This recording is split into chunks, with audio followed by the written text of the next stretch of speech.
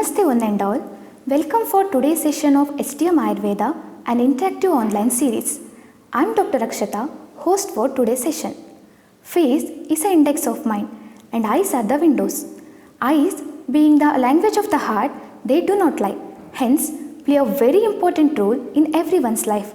To know more about causative factors of eye diseases, I invite today's eminent speaker, Dr. Gururaj Anil Bhatt, Assistant Professor in the Department of Shalakya Tantra, SDM College of Ayurveda and Hospital, Hassan. Welcome you, sir. Thank you, Dr. Akshata. There is a saying in Ayurveda, Sarvendriyanam Nayanam Pradhanam. Human body has got 5 important sense organs. Out of that, eyes secure a very important top position. All the sense organs are essential, but eyes play a very important role in day-to-day activities. Highlighting the importance of eyes, the classical textbooks of Ayurveda have told that a person, however rich he may be, his wealth will be of no use if he does not have a proper vision. Because for a blind person, day and night are same. He cannot differentiate which is bright and which is dark. For all his wealth will be of no use unless he possesses a good vision. So in everybody's life, eyes are very, very important. Today, let us know about the causative factors which produces eye diseases. Eyes being source of 80% sensory knowledge and also being very sensitive, what all are the types of diseases we can come across with respect to this sense organ? Yes, very good question, Dr. Akshata. There are many types of eye diseases and we can divide them in many ways. First, based upon the occurrence, we can divide them as sudden and gradual, based upon the onset. And based upon the pain, we can say painful eye disease and painless eye disease. Then, very importantly, based upon the vision. Few diseases will be related to vision, that means vision related eye disease, and few diseases will be non-vision related. So in this way, we can classify all the eye diseases in multiple ways. Okay, doctor. Coming to the heart of the topic, what all are the causative factors for eye related issues? Yes, there are many causative factors which are responsible in producing the eye diseases. On a broad note, we divide them into general causes and specific causes. I want to make one thing clear here, that all the causative factors will not produce eye diseases instantly. For example, if there is any trauma or any injury, it will produce the disease instantly. So it will produce the symptoms instantly. Likewise, all the causative factor will not produce the disease instantly. It may take months, it may take days, it may take years to produce an eye disease. Over a continuous exposure, certain factors will be responsible for the eye diseases. Sir, you told about general causes. Can we know more about it? On a broad note, we divide the general causes into 2 categories. One, the factors which are related to the food and beverages, and second one, other than those. So the food and beverages causative factor are very important one. For example, excessive consumption of fermented products, excessive consumption of alcohol, excessive consumption of the foodstuffs which are sour in taste, excessive consumption of horse gram. Now horse gram may be very good with other vitamins and which may be good for other parts of the body. Excessive consumption of horse gram is not good for eyes. Excessive consumption of black gram, like in South India if we see, there are almost every day the houses will be having the breakfast which is made up of black gram. So excessive consumption of these black gram preparations are not useful to the eye. Then excessive consumption of the foodstuffs which are added with the artificial preservatives. The excessive consumption of foodstuffs which are not easily digestible.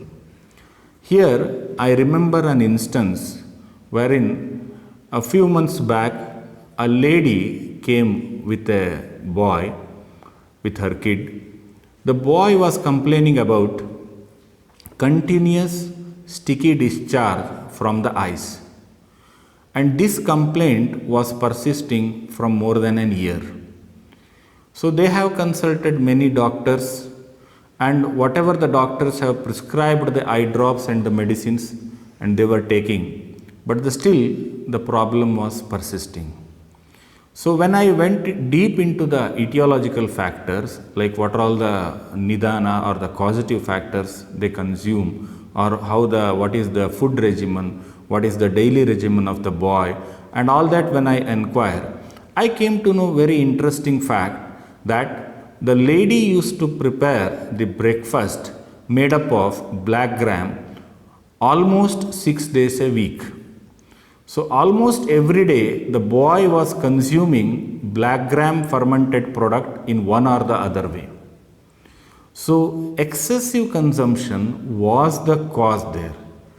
Then how we came to know that? After thorough inquiry, we came to know that history. Then just for the trial and error method, we stopped all the medicines and we stopped them to advise them to stop the black gram fermented products also. So when that consumption was stopped, within a week, that sticky discharge from the eyes was completely reduced, and one fine day, even without any eye drops, the boy became normal. This is the importance of causative factor. That is why in Ayurveda they have rightly said that treating of a disease is important with medicine, but more than that, knowing about the causative factor and avoiding those causative factor is much more important than the prescription of medicine. Sir, I have this question for you. Rather than food habits, is there any other causative factor related to eye diseases? Yes, Dr. Akshata. There are many other causes other than the foodstuffs. Name a few. After continuous exposure to the hot climate, immediately exposure to the cold environment. Better example is, after working in a hot climate or under a bright sun, immediately taking a cold shower or a cold water bath, especially here the head bath, which is not good for the eyes. What happens here is there will be irregular thermal shift in the vessels of the eye, which is not beneficial to the eyes on a long run. Gazing of a continuous distant object for a continuous hours is not good for eyes. Then gazing the minute objects or the minute parts or the near things for longer hours is not good. For example, some of the occupations like watch repairers, they need to see the minute parts for a longer hours. Then nowadays the cell phone repairers, they also exposed to the same kind of environment, which is not good for the eyes. Then very important issue is improper sleeping habit. Now, waking too late in the night and to compensate that, getting up late in the morning. That means waking up late in the night as well as the day sleep. Both are not good for the eyes. Ayurveda clearly advocates that day sleep as well as the night waking is not at all good for the health of the human being. Human body is designed in such a way that one should take the normal rest or the sleep when there is a natural darkness. That means after sunset. If we do the contradictory things, that means waking up in the night and sleeping in the daytime when there is an active sun, this is not at all good for the health, especially not at all good for the sense organ. Maybe today's era, our occupation or the work schedule has pushed us to such an extent that we'll wake up late in the night and get up late in the morning, which is not at all good. You take the example of the olden days where our ancestor lived. Their sense organs were much more stronger and healthier than what we have today.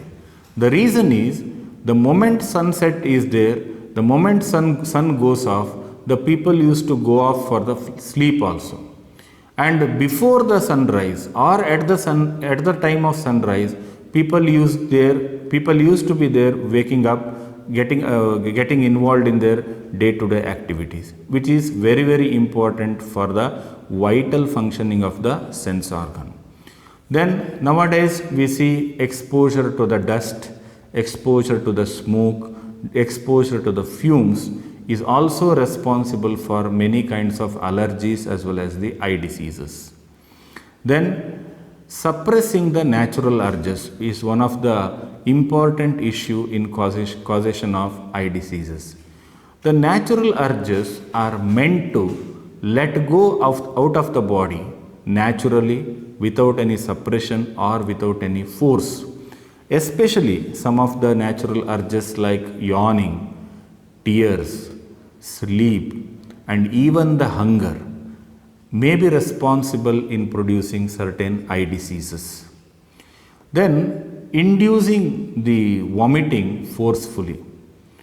Few people, maybe they are suffering with the gastric irritation or the long-standing gastritis. Few people will be having a habit of inducing themselves early morning vomiting. Now, if there is a normal expulsion, then it is okay. Few people will do the forceful expulsion of vomiting. So, excessive vomiting is also responsible for the eye disease. And there are few factors in the mental as well as the behavioral faculties which are also responsible in production of the eye diseases. Sir, you said few factors related to behavioral and mental faculties also produce eye diseases. What are they? Yes.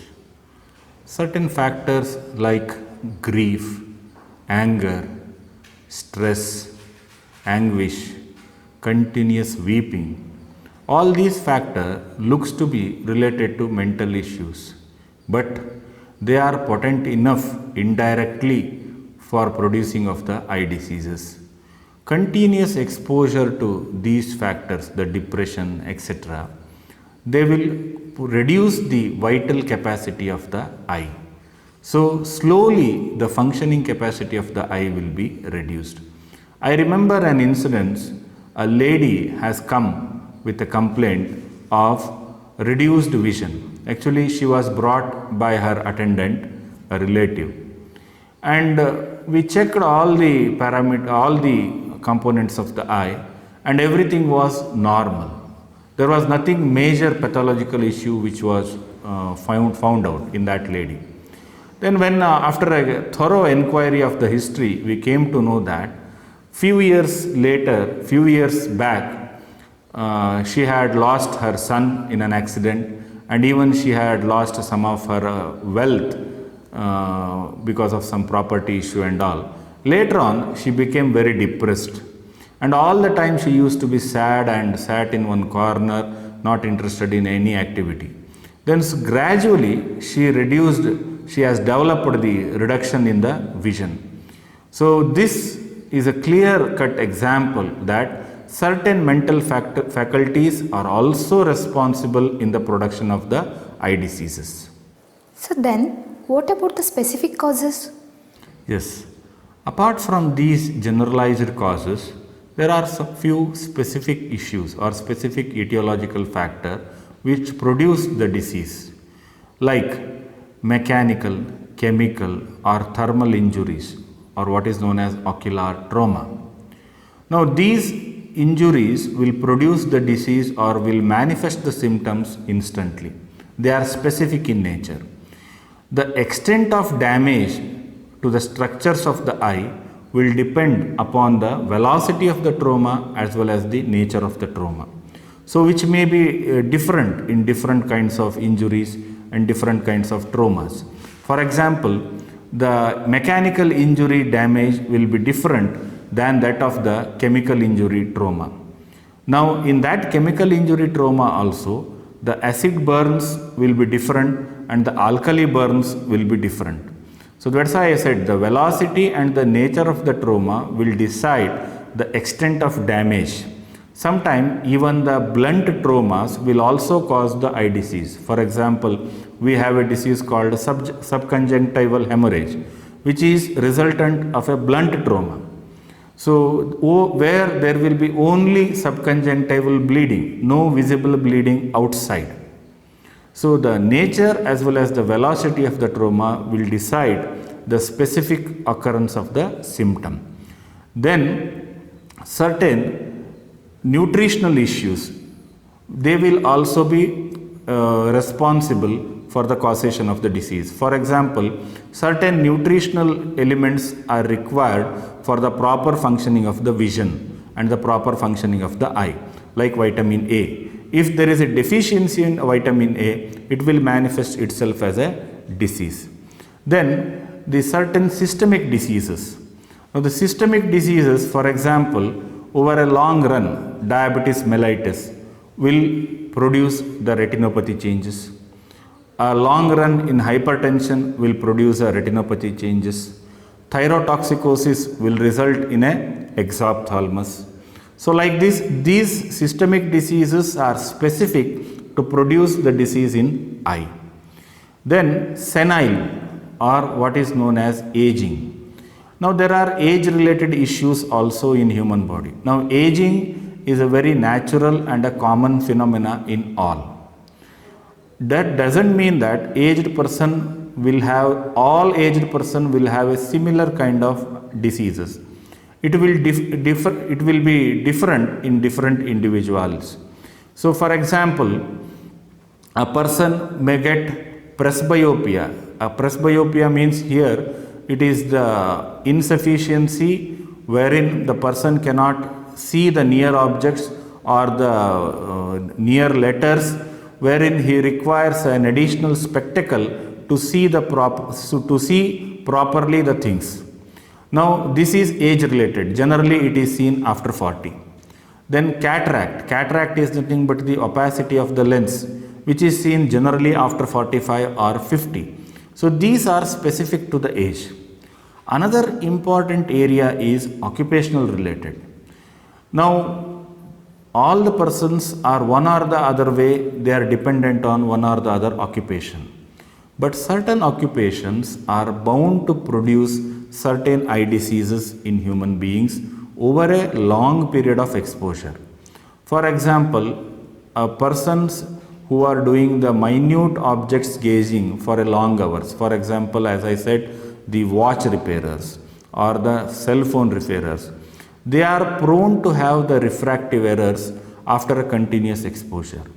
Some of the industries where there is a large amount of heat is being produced, where adequate protective measures are not given to the employees, there the persons are prone to have what is called as heat cataract or a thermal cataract.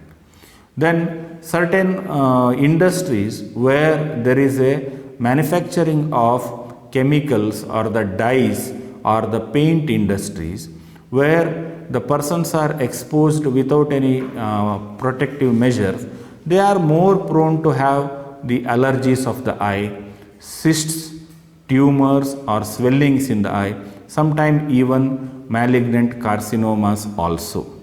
So these things are very specific in producing the eye diseases. Doctor, in this digital era, how does increased screen time will affect our eyes? Yes, very good question, Dr. Akshata. Now, as you said, this is the digital world. We are more exposed to computer, laptop, mobile, and almost all the many activities are done through these gadgets only. Right from child to the old person, all age group person, they are dependent on these gadgets in one or the other way. Now, we know that in this COVID pandemic time, many classes are going online, right from the LKG students to the top level university students. So the students are more dependent on the gadgets. The exposure time is very more. The harmful radiations are there which are emitting from the screens. They are not at all good for the eyes. But at the same time, we cannot avoid learning also. So learning is also very important with these gadgets. So one has to make the wiseful use of these gadgets. And there should be adequate training that how these gadgets should be utilized in a wise way. For example, after few minutes of exposure, the person has to take a minute gap. So there is a rule for the using of the computer as well as laptop and for the mobile screen. After certain minutes of exposure to the screen, one has to take 20 seconds break away from the screen and looking at the 20 feet distance. And again he can resume back to the work. And in between, person has to take intervals. Now what generally children will do is, after their class, they look into the mobile or they look into the laptop playing. So this will continue the exposure. So this has to be avoided. And nourishing as well as the regenerative therapies for the eyes can be done to avoid the damage of the eye structures after the exposure of these gadgets as well. So, what's your conclusive remarks on this topic? Yes. Eyes are very important in every individual's life. So the protection of these eyes for the longer days should be the aim of every individual. Adopting a healthy way of eating, adopting a healthy way of living is a prime, and avoiding the causative factors is very essential in preventing the eye diseases. I thank the organizers of SDM Ayurveda, an interactive online series, for having me on this platform to share my views on causative factors of eye diseases. Thank you. Thank you, sir, for a wonderful session. To summarize today's discussion, we learnt about general causes of eye diseases, specific causes of eye diseases, and significance of screen time on our eyes. And sir was kind enough to enlighten us with a various other information. Thank you. Thank you all.